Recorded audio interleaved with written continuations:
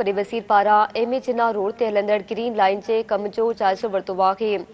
वॾे वसीर नुमाइशगढ़ green line bus stop ticketing system ऐं अंडरपास जो जाइज़ो वरितो। वॾे वज़ीर हिदायत कई आहे त एम ए जिन्ना रोड मसरूफ़ रोड आहे, ग्रीन लाइन जो कम तेज़ कयो वञे। अव्हां खे ॿुधायूं पिया वॾे वज़ीर पारां एम ए जिन्ना रोड ते हलंदड़ ग्रीन लाइन जे कम जो जाइज़ो वरितो आहे। वॾे वज़ीर नुमाइशगढ़ green line bus stop ticketing system ऐं अंडरपास जो जाइज़ो वरितो। वॾे वज़ीर हिदायत कई आहे त एम ए जिन्ना रोड मसरूफ़ रोड आहे, ग्रीन लाइन जो कम तेज़ कयो वञे। वॾे वज़ीर पारां एम ए जिन्ना रोड ते हलंदड़ ग्रीन लाइन जे कम जो जाइज़ो वरितो आहे। वॾे वज़ीर नुमाइशगढ़ green line bus stop ticketing system ऐं अंडरपास जो जाइज़ो वरितो। वॾे वज़ीर हिदायत कई आहे त एम ए जिन्ना रोड मसरूफ़ रोड आहे, ग्रीन लाइन जो कम तेज़ कयो वञे। वॾे वज़ीर पारां एम ए जिन्ना रोड ते हलंदड़ ग्रीन लाइन जे कम जो जाइज़ो वरितो आहे। वॾे वज़ीर नुमाइशगढ़ green line bus stop ticketing system ऐं अंडरपास जो जाइज़ो वरितो। वॾे वज़ीर हिदायत कई आहे त एम ए जिन्ना रोड मसरूफ़ रोड आहे, ग्रीन लाइन जो कम तेज़ कयो वञे। वॾे वज़ीर पारां एम ए जिन्ना रोड ते हलंदड़ ग्रीन लाइन जे कम जो जाइज़ो वरितो आहे। वॾे वज़ीर नुमाइशगढ़ green line bus stop ticketing system ऐं अंडरपास जो जाइज़ो वरितो। वॾे वज़ीर हिदायत कई आहे त एम ए जिन्ना रोड मसरूफ़ रोड आहे, ग्रीन लाइन जो कम तेज़ कयो वञे। वॾे वज़ीर पारां एम ए जिन्ना रोड ते हलंदड़ ग्रीन लाइन जे कम जो जाइज़ो वरितो आहे।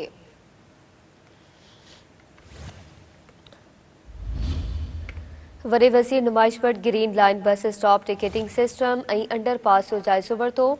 वॾे वज़ीर हिदायत कई आहे त एम ए जिन्ना रोड मसरूफ़ रोड आहे, ग्रीन लाइन जो कम तेज़ कयो वञे। वॾे वज़ीर पारां एम ए जिन्ना रोड ते हलंदड़ ग्रीन लाइन जे कम जो जाइज़ो वरितो आहे।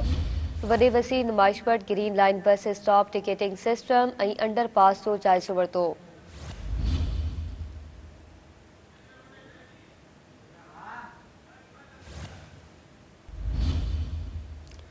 वॾे वज़ीर हिदायत कई आहे त एम ए जिन्ना रोड मसरूफ़ रोड आहे, ग्रीन लाइन जो कम तेज़ कयो वञे।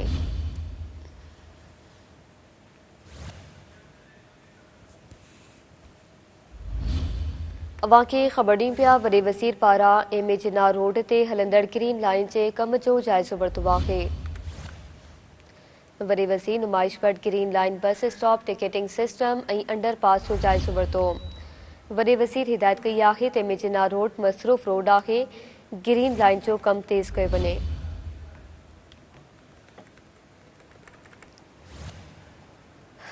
वॾे वज़ीर पारां एम ए जिन्ना रोड ते हलंदड़ ग्रीन लाइन जे कम जो जाइज़ो वरितो आहे।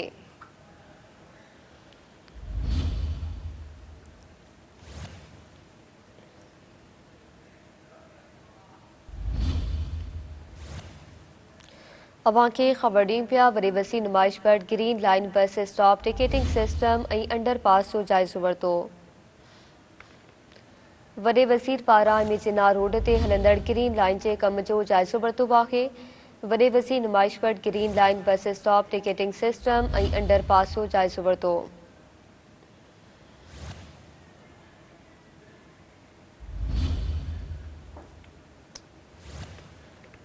वॾे वज़ीर पारां एम ए जिन्ना रोड ते हलंदड़ ग्रीन लाइन जे कम जो जाइज़ो वरितो आहे। वॾे वज़ीर नुमाइशगढ़ green line bus stop ticketing system ऐं अंडरपास जो जाइज़ो वरितो।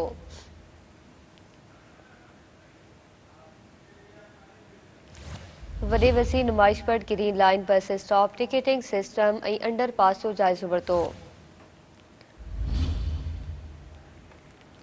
वॾे वज़ीर पारां एम ए जिन्ना रोड ते हलंदड़ ग्रीन लाइन जे कम जो जाइज़ो वरितो आहे।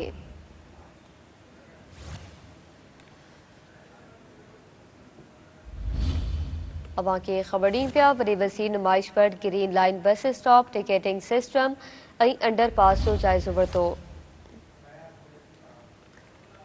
तफ़सील मालकुनासी chief reporter Karachi Fayaz Qureshi Khan. Chief Fayaz Qureshi आगाह कजो। मुराद अली शाह जो कराची जो सरप्राइज़ दौरो जेको आहे उहो जारी आहे। मुख़्तलिफ़ जेके मनसूबा आहिनि उन जो वॾे वज़ीर जाइज़ो वरितो आहे ऐं ख़ासि तौर ते मली शायरा भुट्टो ऐं कोनक गाज़रे खां पोइ वॾे वज़ीर जेको ग्रीन लाइन जेको मनसूबो आहे उन जो ओचितो दौरो कयो आहे ऐं जेको सरप्राइज़ दौरे में जेको मलीर कैंट खां रेड लाइन जो मनसूबो उन जो पिणु जाइज़ो वरितो आहे। त तरक़ियाती मनसूबनि में कराची जे जेका इक़्तिसादी ऐं समाजी ज़िंदगी उन जे हवाले सां वॾे वज़ीर चवणो त न सिर्फ़ु इहे मनसूबा इनकलाब जो सबबु बणिजंदा बल्कि BRT रेड लाइन सिंध हुकूमत जो हिकिड़ो अहम ऐं स्ट्रेटेजिक अवामी ट्रांसपोर्ट मनसूबो आहे जंहिंसां कराची में तेज़ महफ़ूज़ ऐं माहौल दोस्त जेको सफ़री सहूलियत उहो मुहैया करणु आहे। तरक़ियाती मनसूबनि जे मयार ते कंहिं क़िस्म जी जेका समझौतो नाक़ाबिले क़बूल हूंदो। पीपल्स पार्टी कराची जे हर शहरी जे हवाले सां तेज़ महफ़ूज़ ऐं जदीद सफ़र जो जेको वाइदो आहे उहो पूरो करे रही आहे। फ्लाईओवर हुजनि, अंडरपासिस हुजनि, बस स्टॉप ऐं सर्विस रोड उन ते हर हिसे ते अवाम जे हवाले सां इहो कराची जे शहरियुनि जो इहो तोहफ़ो आहे त मनसूबो ट्रैफ़िक दबाव घटि करणु, सफ़री सहूलियत में वाध ऐं रोज़मर्रा जी ज़िंदगी में इनकलाब आणींदो। मनसूबे जी तामीर न सिर्फ़ु कराची ख़ुशहाली ज़मानत आहे बल्कि जदीद शहरी सहूलियत जे हवाले सां BRT ऐं शायरा भुट्टो मनसूबा उन्हनि जी फौरी मुकमल थियणु लाज़मी आहे। शहरी सहूलियत, माहौलदोस्त तरक़ी, जदीद ट्रैफ़िक जे हवाले सां ही हिकिड़ो पैकेज आहे।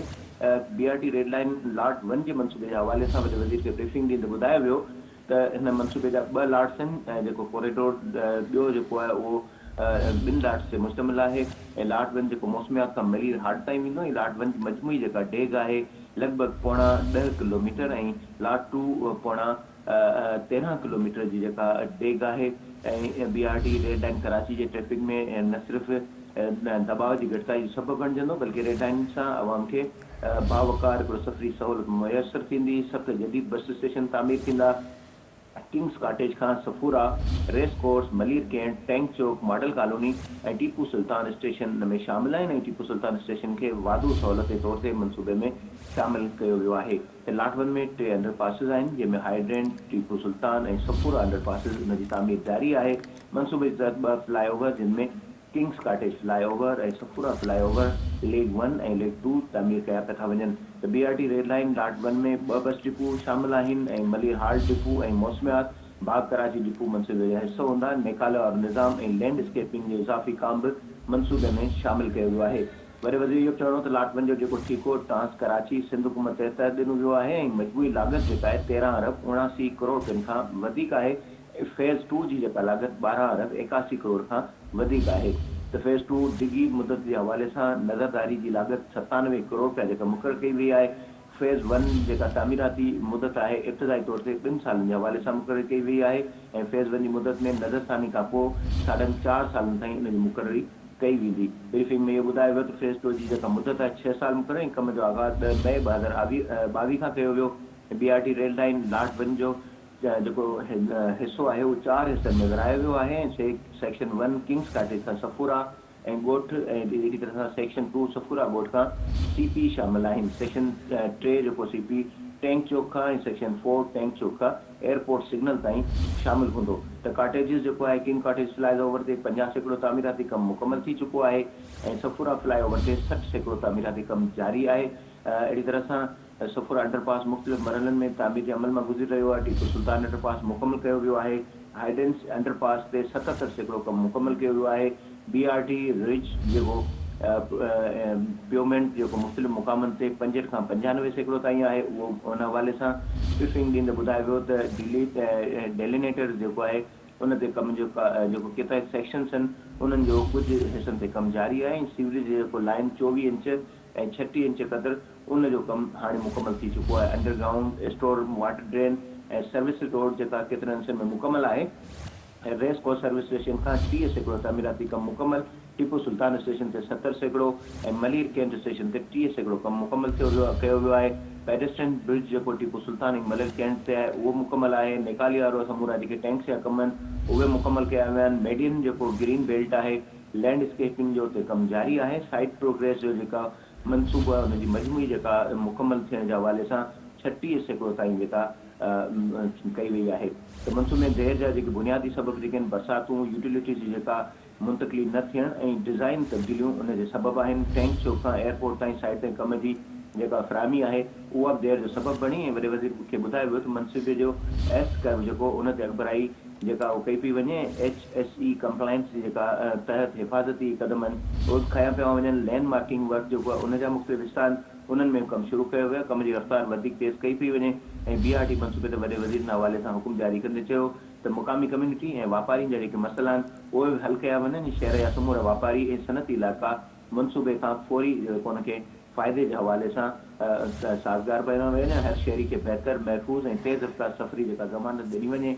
ऐं तामीराती कमनि जे दौरान गोड़ मिटी ऐं रुकावटुनि जा जेके सबब आहिनि उन्हनि खे घटि खां घटि करण जे हवाले सां कोशिशूं कयूं। महिरबानी वांजी फयाज़ कुरैशी आगाह करण लाइ।